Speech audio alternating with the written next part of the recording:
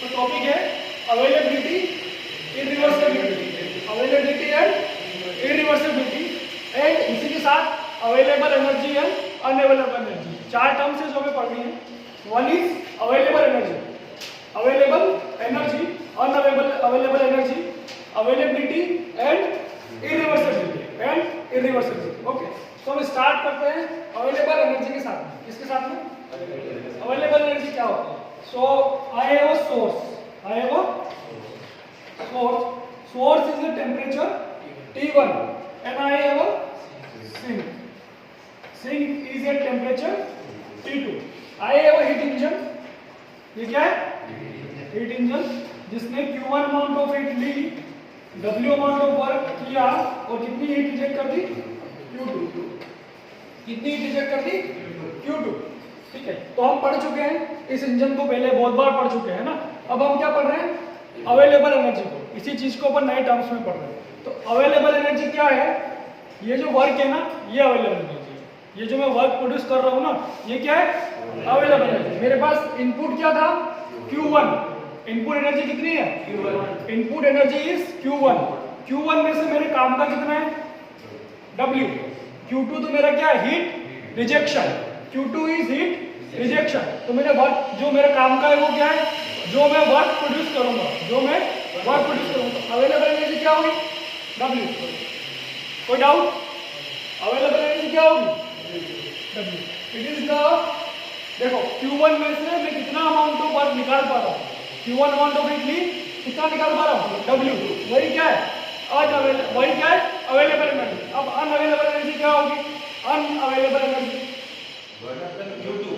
Q2, जो मेरे काम नहीं आ रहा है, जो मेरे यूज में नहीं आ रहा है।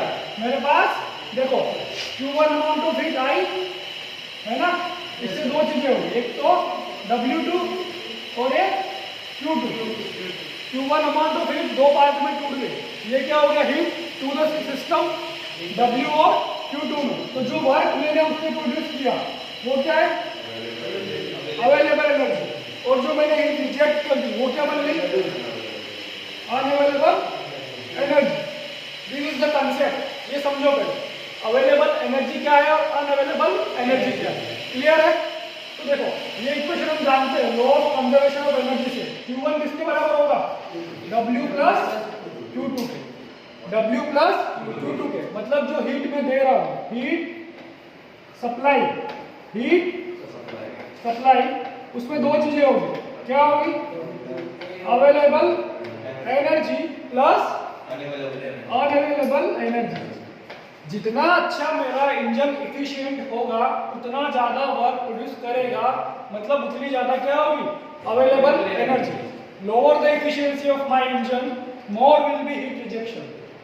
Lower the efficiency of my engine, more will be the heat rejection, more will be the unavailable energy.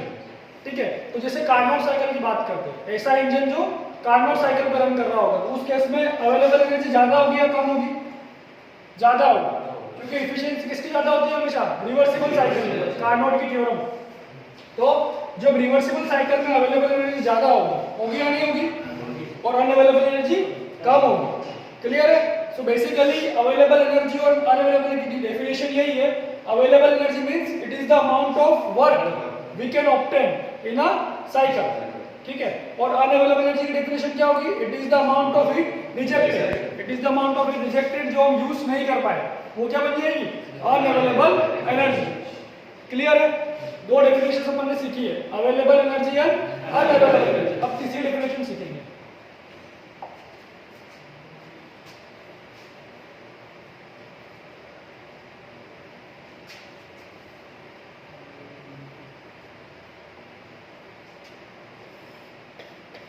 तीसरा क्या है? अवेलेबिलिटी। इसको समझना बहुत जरूरी है। क्या है? अवेलेबिलिटी। ध्यान दो, पहले समझ आया? जितना आसान नहीं दिख रहा है उतना नहीं है, क्योंकि थोड़ा सा फिर बाद में कंफ्यूजन क्रिएट करता है। अवेलेबल एनर्जी समझ में आया? अब अवेलेबिलिटी को समझो, इसमें क्या है?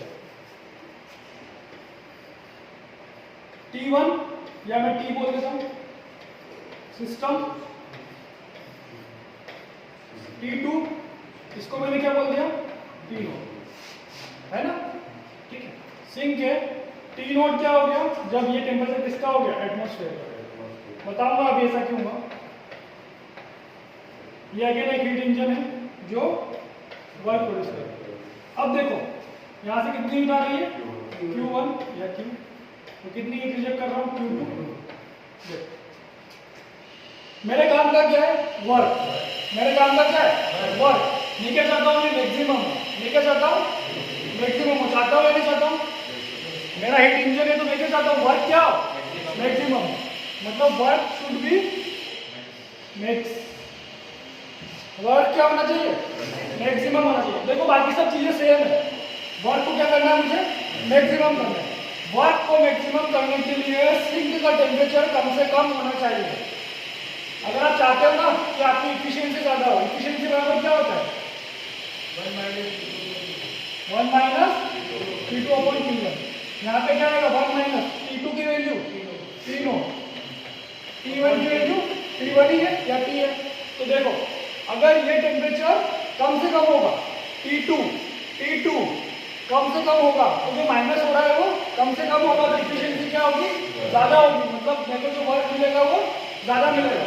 तो ये पॉइंट समझ में आया कि ये जो टेम्परेचर है क्या होना चाहिए, कम से कम होना चाहिए, है ना।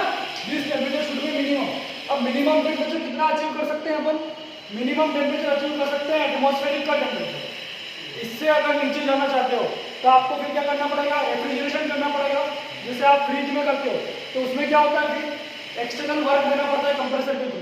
तो हम एक्सटर्नल वर्क तो देना चाह नहीं रहे यहाँ पे कि हम कंप्रेसर लगाएं फिर उसको वर्क दें, रेफ्रिजरेशन करें, वो नहीं चाह रहे ना। तो मिनिमम टेम्परेचर कितना पॉसिबल है, एटमॉस्फेरिक टेम्परेचर। तो मैंने मिनिमम टेम्परेचर ले लिया T नोट।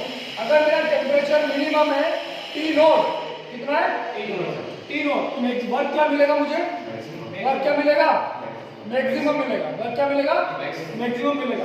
तो ये जो मैक्सिमम वर्क है ना, इसको क्या बोलते हैं, अवेलेबल।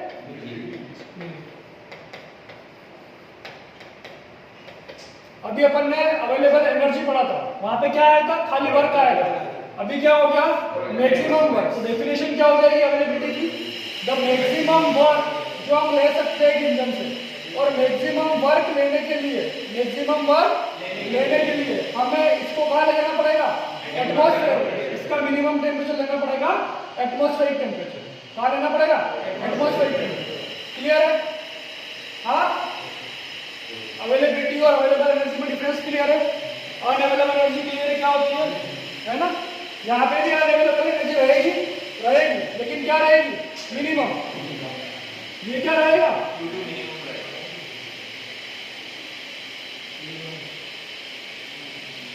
तो ऐसा कह सकते हैं कि जब अवेलेबल एनर्जी मैक्सिमम हो जाती है तो वही वैल्यू क्या बन जाती है, अवेलेबिलिटी। और जब अनअवेलेबल एनर्जी मिनिमम हो जाती है तो वो क्या बन जाता है, वो अनअवेलेबिलिटी कहलाता है मिनिमम। ठीक है, Q2 मिनिमम। और हम जो हीट देते हैं Q1, उसके अंदर दोनों चीज होती है, अवेलेबल एनर्जी भी होती है और अनअवेलेबल एनर्जी भी होती है। उसके अंदर अवेलेबल एनर्जी भी होती है और अनअवेलेबल एनर्जी भी होती है। क्लियर है,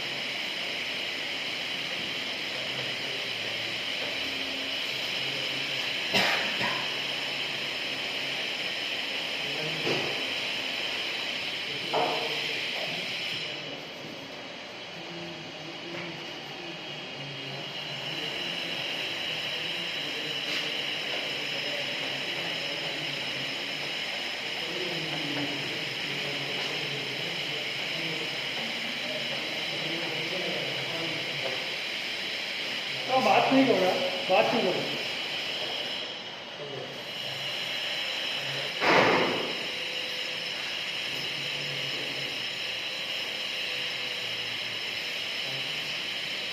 Okay, so our efficiency formula is 1 minus T2 by T1. T2 की वैल्यू क्या है? T not. T1 की वैल्यू क्या है? T. यहाँ पे मैंने माना है T2 की वैल्यू क्या है? T not. T1 की value T. Okay. Then efficiency also equal to output upon input. Output क्या है? मैक्सिमम वर्क जो मैं ले रहा हूँ. इनपुट क्या है? Q. इनपुट क्या है? Q. आउटपुट क्या है? जो मैं मैक्सिमम वर्क ले रहा हूँ. तो यहाँ से मैक्सिमम वर्क की वैल्यू क्या आएगी? Q multiplied by 1 minus T naught by T. Q multiplied by 1 minus T naught by T. Q को मैं अंदर लेके गया, ठीक है. तो ये क्या बनेगा? Q minus T naught. What is Q by T? ds is equal to dq by t. So what is q by t? It is ds. It is ds. So work maximum is equal to q minus t naught ds, or q is equal to work maximum plus t naught ds. q is equal to work maximum plus t naught ds. Maximum work क्या होगा?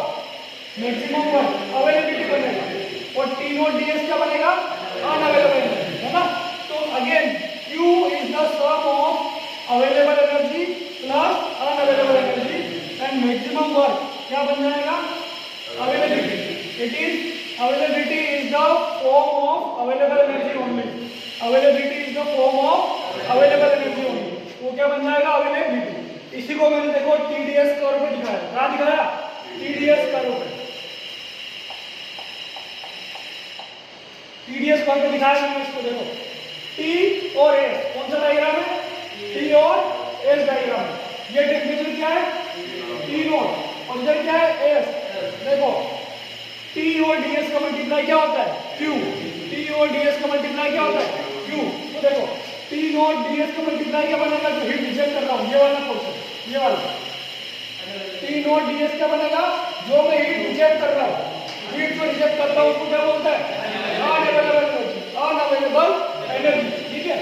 और ये वाला portion क्या है? यहाँ से लेके यहाँ तक ये होगा अवेलेबल एनर्जी. और अगर ये टोटल लूँ तो यहाँ से वहाँ तक टोटल, ये क्या बन जाएगा? Available energy plus unavailable energy. वही क्या बन जाएगा? Q. वही क्या बन जाएगा? ये पार्ट क्या होगा? अवेलेबल एनर्जी, ये अनअवेलेबल एनर्जी, है ना. अगर और इस पार्ट को अगर लिखना है तो क्या लिखूंगा? Q minus unavailable energy. Q minus unavailable energy. देखो Q माइनस अनअवेलेबल एनर्जी, तो क्या बन जाएगा? Available energy. क्या बन जाएगा? Available energy. क्लियर है? क्लियर है डायग्राम? ये एक्सप्रेशन लिखे हैं मैंने. क्लियर है? Okay.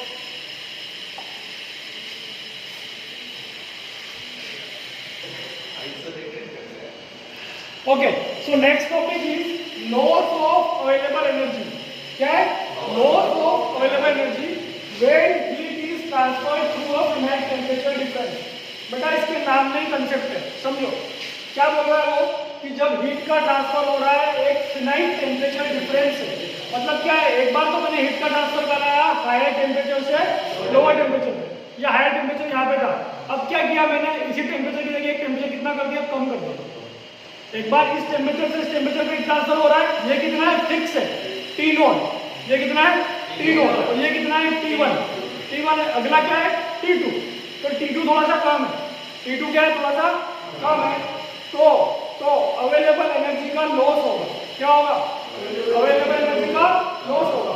Loss of available energy. Loss of available energy when heat is transferred through a finite temperature difference. When heat is transferred through a finite temperature difference. मतलब अगर temperature का drop हुआ, sink का temperature fix है, T1 और T2 में अगर temperature का ड्रॉप हुआ तो अवेलेबल एनर्जी का ड्रॉप होगा. यही मुझे प्रूफ करना है कि अवेलेबल एनर्जी का ड्रॉप होगा, और यही मुझे प्रूफ करना है, और यही इसका मुझे एक्सप्रेशन निकालना है. इसका मुझे एक्सप्रेशन निकालना है. और समझो ऐसा होगा ही होगा, ऐसा होगा. क्योंकि जो चीज हायर टेम्परेचर पे होती है उसकी हीट एनर्जी भी ज्यादा होती है.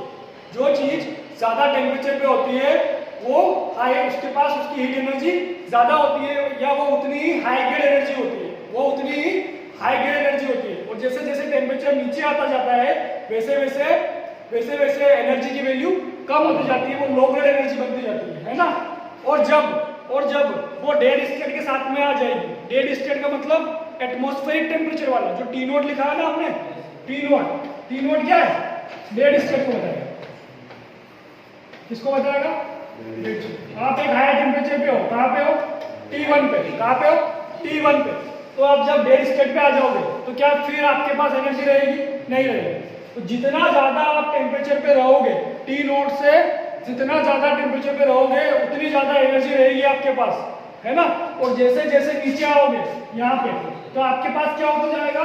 अवेलेबल एनर्जी का लॉस होता जाएगा।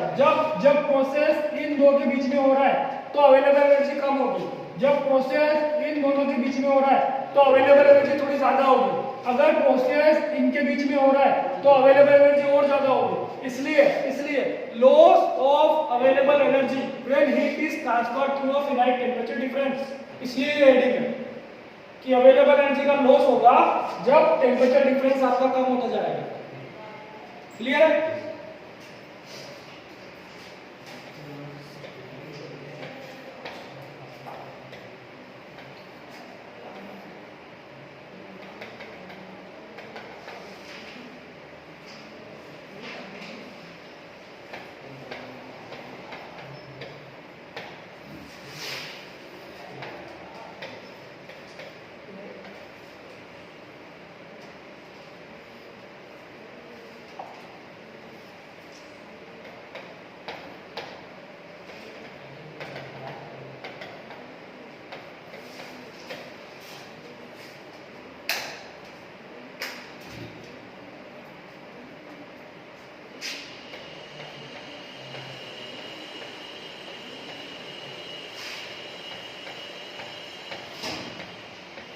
देखो Q1 अमाउंट ऑफ हीट गई, Q1 अमाउंट ऑफ हीट गई, और टेम्परेचर कितना है? T1 है ना। प्रोसेस 1 से 2 दिखाई है मैंने, और एंट्रोपी का चेंज कितना है? Delta F. और यही टेम्परेचर मैंने लोअर कर दिया, कहाँ कर दिया? 1 2 दिखाया। और लेकिन हीट कितनी है? Q1। यहाँ पे भी कितनी है? यहाँ पे भी Q1। यहाँ पे भी कितनी हीट है? Q1। यहाँ पे भी हीट कितनी है? Q1। लेकिन एक हीट कितने पे ट्रांसफर हो रही है? हायर टेम्परेचर पे, और एक कितने पे हो रही है? लोअर पे। तो इसका एंट्रोपी का चेंज कितना है? Delta S. इसका कितना है? Delta S dash. क्लियर है? क्लियर। अब मैं दोनों का कंबाइंड डायग्राम बना रहा हूँ।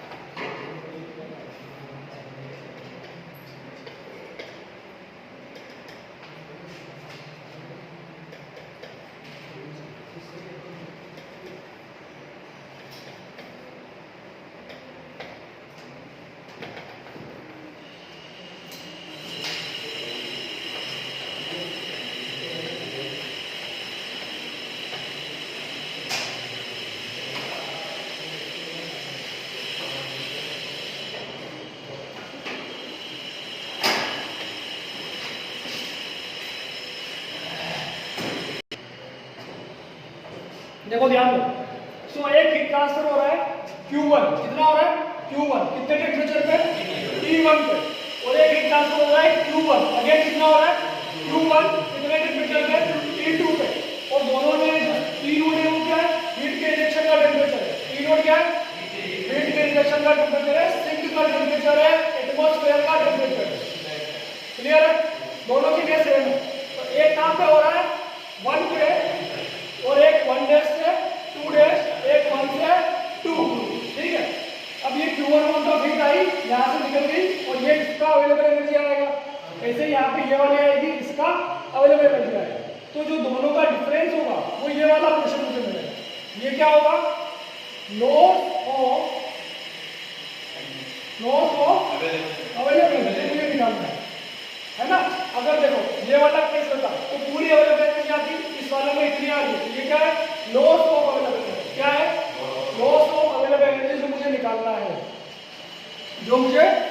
है, कि अवेलेबल एनर्जी का लॉस कितना है जब फिनाइट टेम्परेचर डिफरेंस से ट्रांसफर हो रहा है। तो देखो मैं निकालता हूँ।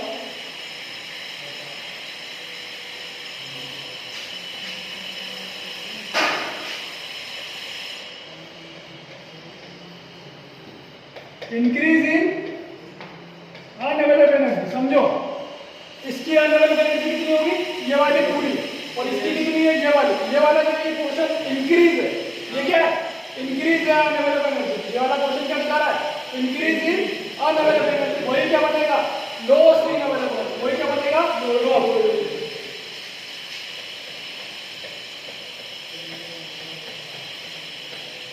क्या बनेगा, ये देखो, delta L dash minus delta L, तो किसके साथ मल्टीप्लाई होगा, टी नॉट। इसका टेम्परेचर कितना है, T not delta L dash minus delta L. ये वाली वैल्यू निकल जाएगी पूरी। डेल्टा एल डैश की वैल्यू क्या आएगी, Q 2/T2 minus delta S की value Q1/,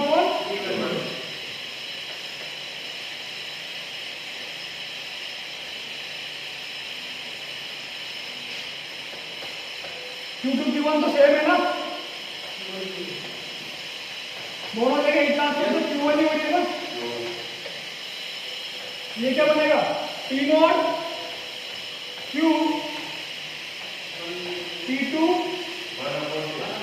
T1 T2 T1 minus, ये बन गया फॉर्मूला,